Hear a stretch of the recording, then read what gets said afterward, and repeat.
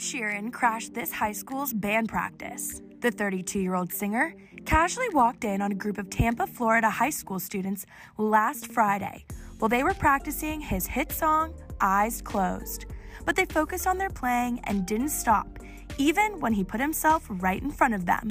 Once they finished their song, Ed wasn't only there to surprise the students. He also gave them some exciting news. I thought I'd come and play some songs for you. I've also brought some guitars to give to you guys for the music department. And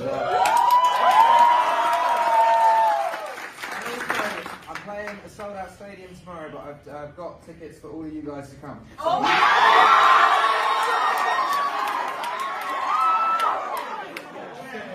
But, you know, tomorrow's to like 72,000 people, and right here, I'm going to play a tiny concert now, if that's okay.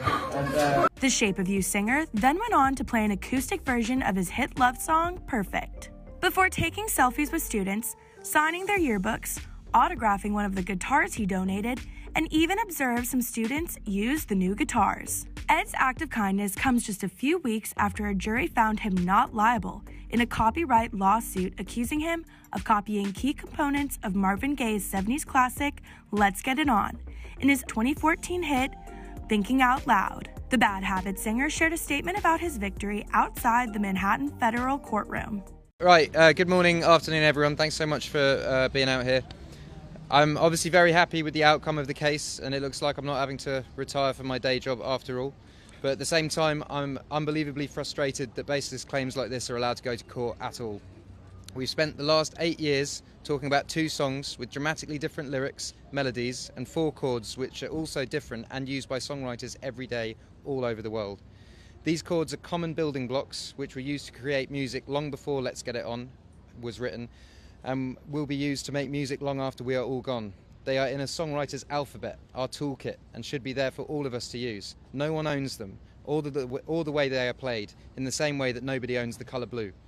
Unfortunately, unfounded claims like this are being fueled by individuals who are offered as music experts in musical analysis. In this instant, the other side's musicologists left out words and notes, presented simple and different pitches as melody, and by doing so, created what I think we proved for all to see were misleading comparisons and disinformation to find supposed similarities where none exist.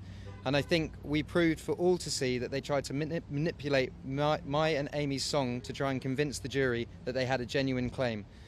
I'm very grateful that the jury saw through those attempts. This seems so dangerous to me, both potential claimants who may be convinced to bring a bogus claim, as well as those songwriters facing them.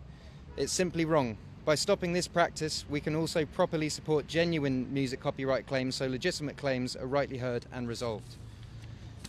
If the jury had decided this matter the other way, we might as well say goodbye to the creative freedom of songwriters. We need to be able to write our original music and engage in independent creation without worrying at every step of the way that such creativity will be wrongly called into question. Like artists everywhere, Amy and I work hard to independently create songs which are often based around real-life personal experience. It's devastating to be accused of stealing someone else's song when we've put so much work into our livelihoods. I'm just a guy with a guitar who loves writing music for people to enjoy. I am not and will never allow myself to be a piggy bank for anyone to shake.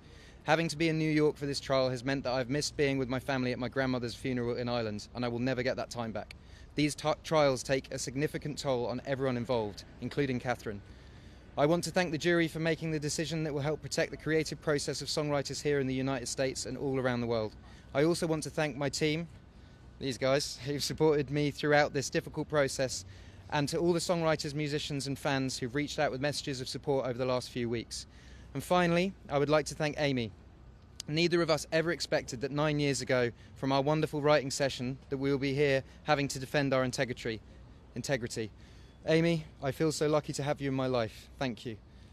We need songwriters and the wider community to come together and bring back common sense. These claims need to be stopped so the creative process can carry on and we can all go back to making music. And at the same time, we absolutely need trusted individuals, real experts, who help support the process of protecting copyright.